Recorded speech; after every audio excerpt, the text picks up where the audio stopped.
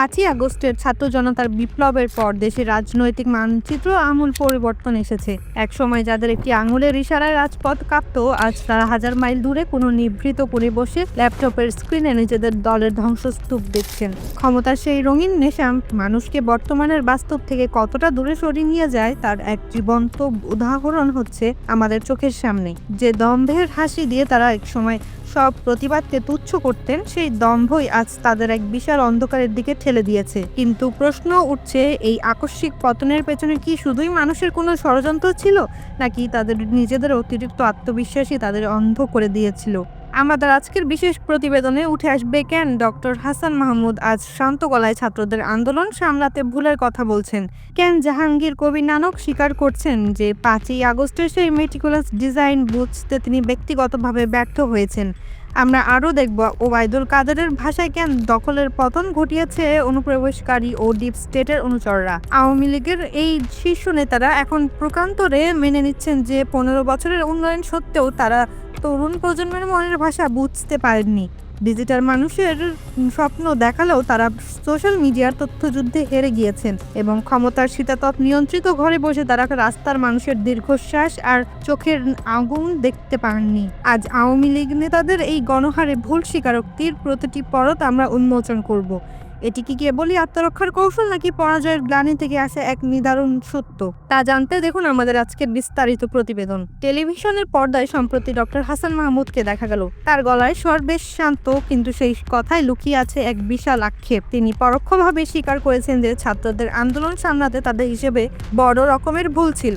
যখন রাজপথে বুলেটের শব্দে বাতাস ভারী হচ্ছিল ও নিথর দেহগুলো ধুলোয় লুটিয়ে পড়ছিল, তখন সেই পরিস্থিতিকে কেবল একটি ভুল হিসেবে দেখা কতটুকু যৌক্তিক, সেই প্রশ্ন এখন সাধারণ মানুষের মুখে মুখে। তিনি সংলাপে বিশ্বাসী হওয়ার কথা বললেও ক্ষমতার মধ্য গগনে থাকার সময় সেই সংলাপের পথ তারা কতটা খোলা রেখেছিলেন তা আজ বড় এক জিজ্ঞাসা। মনে হচ্ছে ক্ষমতার সেই শীতারপ নিয়ন্ত্রিত ঘর তারা রাস্তার মানুষের চোখের আগুন আর ধুলামাখা দীর্ঘশ্বাস কিছুই দেখতে পাননি।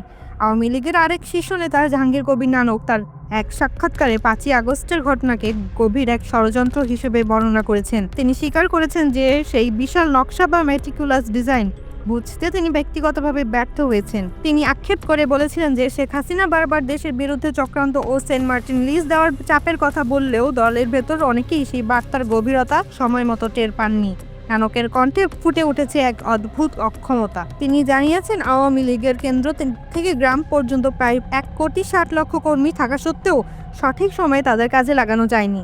এই বিশাল জনশক্তিকে মুহূর্তের মধ্যে বুড়িগঙ্গায় ভেসে যাওয়ার মতো অবস্থায় পড়ল। তা দলের এক বড় কৌশলগত ব্যর্থতা বলেই তিনি মনে করেন। দলের ভেতরকার ক্ষয়ের কথা বলতে গিয়ে নেতারা এখন সুবিধাবাদী ও অনুপ্রবেশকারীদের দিকে আঙুল তুলছেন। জাহাঙ্গীর কবির নানক অকপটে জানিয়েছেন যে গত 15 বছর ক্ষমতায় থাকার সুবাদে দলে অনেক মুখোশধারী ঢুকে পড়েছিল। 5ই আগস্টের সেই কঠিন সময়ে এই অনুপ্রবেশকারীরা নেতার পাশে দাঁড়ায়নি, বরং নিজেদের পিঠ বাঁচাতে আগেভাগে সটকে পড়েছে। ওবায়দুল কাদেরও একই সুরে সুর মিলিয়েছেন। তিনি মনে করেন আওয়ামী লীগের ভেতরে দীর্ঘদিনের ঘাপটি মেরে থাকা কিছু মানুষের অপকর্মের কারণে গোটা সংগঠনের ভাবমূর্তি নষ্ট হয়েছে। তাদের দম্ভ আর মাস্তানি সাধারণ মানুষের মনে যে ক্ষোভের জন্ম দিয়েছিল, সেই আজ তারা ক্ষমতার চূড়ান্ত আসনে বসে টের পাননি। আওয়ামী লীগের যুগ্ম সাধারণ সম্পাদক আ.ক.ম. বাছার উদ্দিন নাসিমও একটি বড় ভুল স্বীকার করেছেন।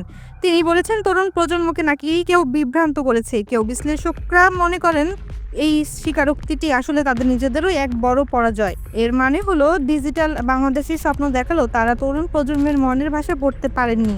সোশ্যাল মিডিয়া বা আধুনিক প্রচারণে তারা তাদের প্রতিপক্ষের চেয়ে অনেকটা পিছিয়ে ছিলেন।